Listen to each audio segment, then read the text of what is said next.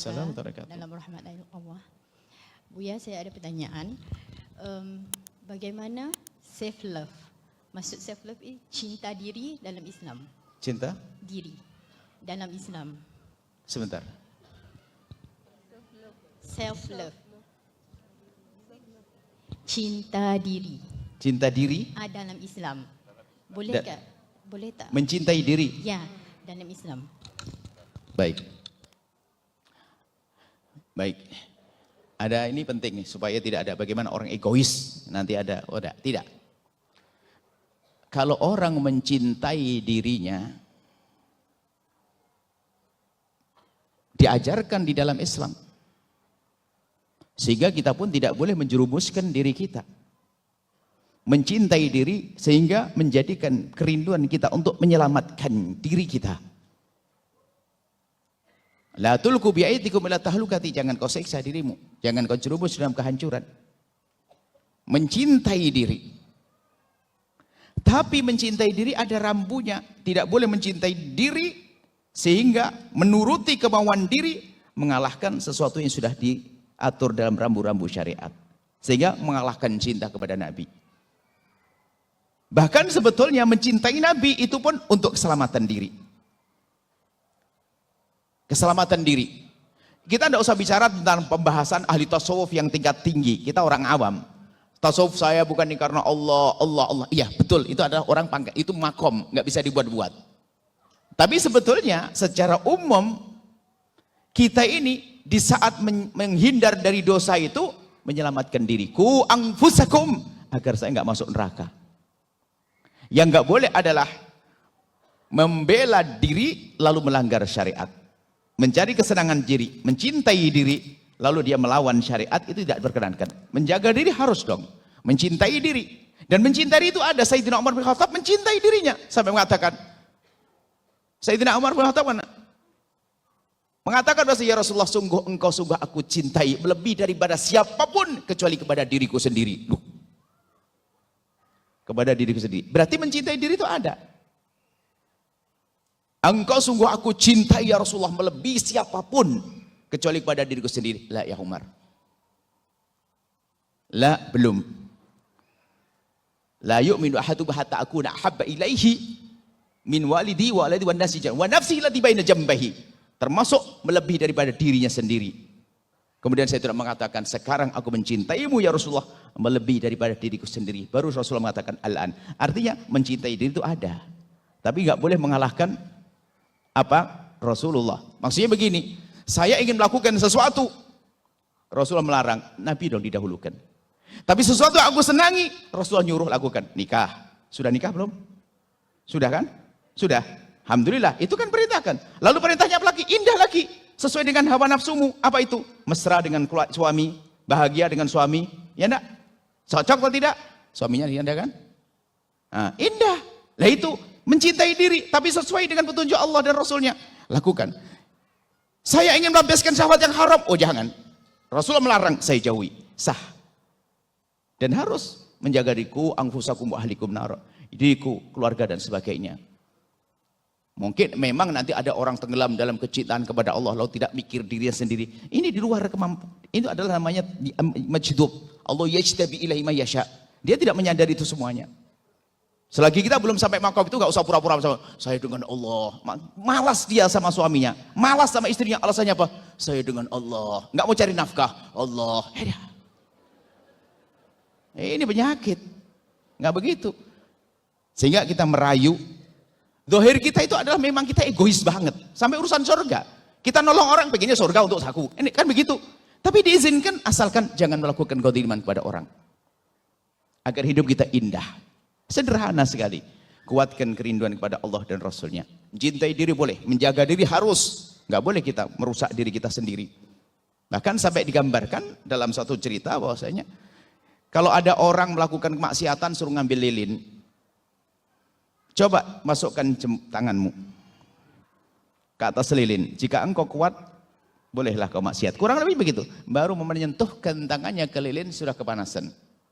Artinya apa? Kau tidak mau dibakar. Sudah, jangan lakukan kemaksiatan. Ini kan maksudnya menjaga diri. Nah itu bukan egois. Kalau egois itu pasti, lihat. Egois adalah mementingkan diri, mengalahkan yang lainnya yang seharusnya kita dahulukan. Egois, nah itu antara suami istri, nggak mau ngalah, egois. Berarti dia nggak mengerti. Kalau dia mencintai dirinya, justru malah tidak egois. Egois itu tidak akan indah. Egois itu adalah menyakiti orang. Saya hanya pengen sendiri, saya mau duduk sendiri, makan sendiri, saya sendiri. Tidak indah pada akhirnya. Kenapa? Orang di kiri kanannya pada akhirnya tidak senang kepada dia. Dan sebetulnya kalau kita cermati semua hukum itu adalah mencintai, menjaga diri. Ku anfusakum tadi. Contoh gini loh ya. Dilarang mencuri. Dilarang mencuri. Seolah-olah membatasi kemauan diriku. Enggak. Justru untuk menjaga diriku, dilarang mencuri. Saya dilarang mencuri, yang dilarang saya dilarang mencuri. Kalau mencuri dipotong tangan, kan begitu. Seolah-olah saya yang dilarang mencuri. Ternyata buahnya lebih gede dari itu. Saya dilarang mencuri barangnya orang. Saya satu yang dilarang mencuri barangnya orang. Ternyata imbal baliknya apa? Semua manusia dilarang mencuri barang saya. Kan lebih banyak hasilnya. Semua manusia dilarang mencuri barang saya. Kan enak. Nah, seperti itu sebetulnya. Aku lagi sebetulnya. Maka menjaga diri itu penting agar selamat dunia akhirat. Cuman betul mereka khawatir masalah egois. Ini egois ya. Ego beda. Egois adalah orang yang sombong. Egois itu bahasa lain sombong. Ego. Anani. Bahasa Arabnya anani. Lah ana ini adalah diucapkan oleh iblis. Ana khairun minhu. Di saat mengatakan, kenapa kok sujud iblis? Aku egois. Ana khairun minhu. Aku lebih bagus daripada Adam. Nah itu seperti itu. Ayo yang indah di rumah tangga, jangan egois. Tapi jangan sakiti dirimu dengan dolim kepada suami. Jangan sakiti dirimu dengan dolim kepada istri. Jangan sakiti dirimu dengan dolim kepada saudara. Jangan sakiti dirimu dengan durhaka kepada orang tua. Jangan sakiti dirimu dengan dolim kepada tetangga. Jangan sakiti dirimu dengan berbohong. Tambahkan kecintaan kepada dirimu karena Allah Subhanahu wa taala. Wallahu a'lam bissawab.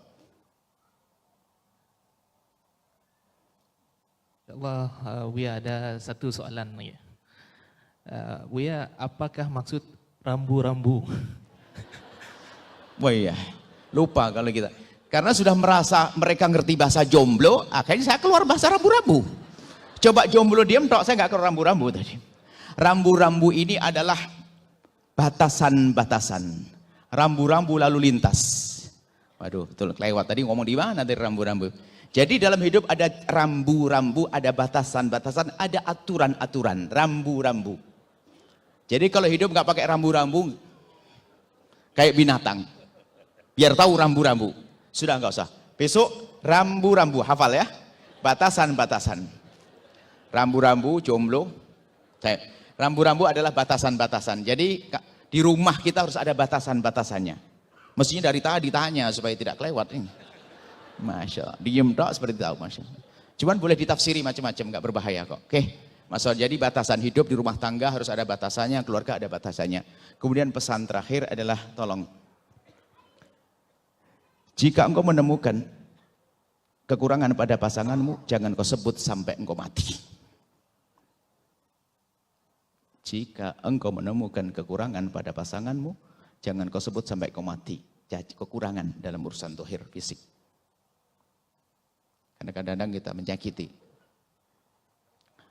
Ini adalah rumus-rumus agar kita bisa ngomong indah terus. Ini saja, cukup insya Allah. Apa lagi? Insya Allah, rambu-rambu. Ya, alhamdulillah. Ke Malaysia itu 2 tahun sekali. Mana mungkin kita bisa pakai bahasa Malaysia? Tapi saya di Malaysia 3 hari berubah saya pakai apa pula kau ni? Sudah mau macam-macam nih. Berarti 3 hari. Ini baru sehari. Mungkin hari ketiga besok berubah, sedikit berubah. Ini akan coba sedikit berubah nanti. Nah, mulai berubah nanti. Sahabat Al-Bahjah TV, setelah menyaksikan video ini, jangan lupa bersolawat kepada baginda Nabi Muhammad. Shollu ala Nabi Muhammad. Allahumma sholli alaihi wa ala alihi wa sahbihi.